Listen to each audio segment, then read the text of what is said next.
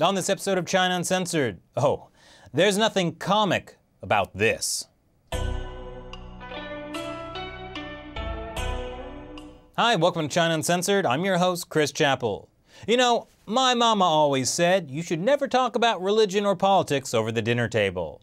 Well, I would add to that one more highly sensitive topic: comic books. More specifically, movie adaptations of comic books. Nothing is more certain to generate a hellstorm on internet forums than minor changes made to beloved characters, or the occasional flaming train wreck. But the most recent atrocity to befall comic bookdom was the decision to change the Ancient One, a Tibetan male sorcerer in Doctor Strange, to a white woman in the upcoming movie. The movie's creators have been lambasted for what's being called another example of Hollywood whitewashing. But earlier this month, actress Tilda Swinton, who has been cast as the Ancient One, said there were very great reasons for the changes. The greatest reason of all, it turns out, may have been money. On the Double Toasted podcast, Doctor Strange movie writer C. Robert Cargill explained why Tilda Swinton was cast as the Ancient One. And the answer is, to make sure the Chinese Communist Party doesn't ban their movie. Teach me.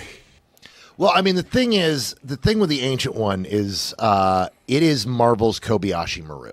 Hey now, I don't believe in no-win scenarios, but please, carry on.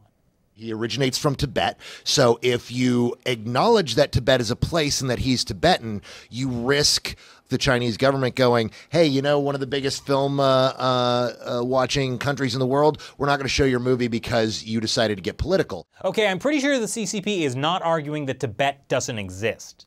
In fact, according to state-run media, Tibetans now live a free, prosperous, and civilized life, and with the loving care and efforts of the central government. Just look at how happy she is. And besides, Cargill later hit the Control-Z on that interview, saying he wasn't representing Marvel when he said that. But the problem is that Tibet is still a very politically sensitive issue. And if you mention it in your very expensive movie, you run the risk of being denied access to one of the world's most lucrative movie markets. Brad Pitt still has trouble getting his movies shown in China because he was in 7 years in Tibet almost 20 years ago. The Communist Party only allows 34 foreign films a year, and they have to get approval from censors. Specifically, the State Administration of Press, Publication, Radio, Film, and Television, or SAPFT. I'm starting to see a pattern here. So it makes sense Marvel would alter their movie about a hero standing up to evil by appeasing a tyrannical government. And if this is Marvel kowtowing to the Chinese government, it wouldn't be the first time. For example, do you remember this scene from Iron Man 3?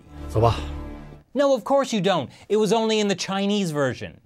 See, Iron Man 3 was a co-production with a Chinese studio, which means it didn't have to compete with other foreign films for one of those coveted 34 film slots a year. And you can make more money this way. A foreign film studio can only get 25% of box office profits from China. But in a co-production, the foreign studio can keep almost 50%. But that also means you have to shoot part of your film in China, cast Chinese actors, have Chinese investors, or show positive Chinese images. And that's why Marvel added several totally unnecessary scenes to the Chinese version of Iron Man 3, featuring famous Chinese actors and famous Chinese product placement. And to appease Chinese censors, Marvel allowed censors to vet the script for the entire film. And it worked. Iron Man 3 got into China and made an extra $95 million there. Other movies have done it too. In the film Looper, they changed the idealistic future from Paris to Shanghai. Because what could be more ideal than another 60+ years of Communist Party rule? And in the 2012 Red Dawn remake, the enemy that attacked America was China, when they shot it. But after being criticized by a Chinese newspaper, they reportedly spent $1 million to digitally change the baddie in post-production to North Korea. So for Doctor Strange, Marvel had a real conundrum.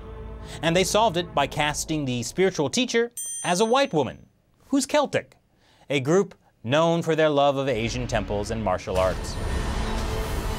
I mean, they could have cast a famous Chinese actor as a Tibetan. Okay, that's also pretty racist, that whole all Asians look the same thing. Hey, I got it! If you're gonna change it into a Celtic woman, why not just change the character from Tibetan to Han Chinese? Knows Kung Fu, Qigong, mystic powers. Hey, the CCP would probably actually love that. Oh, but then Doctor Strange is still the white hero goes to Asia for enlightenment and then becomes the best trope, which is still a bad stereotype. And I guess the mystic powers might be a little much since censors don't want to promote superstition either. Actually, in that case, Doctor Strange may have a hard time getting into China even without Tibetan monks. Wow, I guess this really is a no-win scenario, especially when you have filmmakers unabashedly kowtowing to China. Of course, Marvel did sort of solve this issue in Iron Man 3. The villain, the Mandarin, was played by Sir Ben Kingsley, who is not Mandarin. Marvel walked the edge of whitewashing / racist Fu Manchu villain issue by writing the Mandarin as an unemployed actor who was just a front for the real villain. So I suppose there's a chance Marvel could pull something off that adequately explains why a Celtic mystic is living in the Himalayas.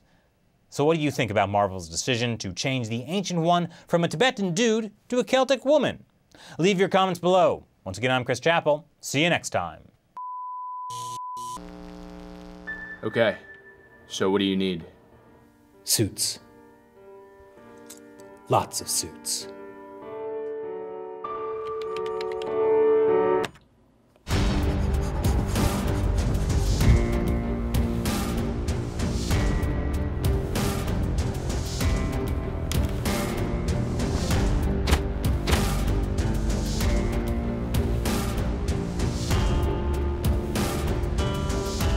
Wait, who is this?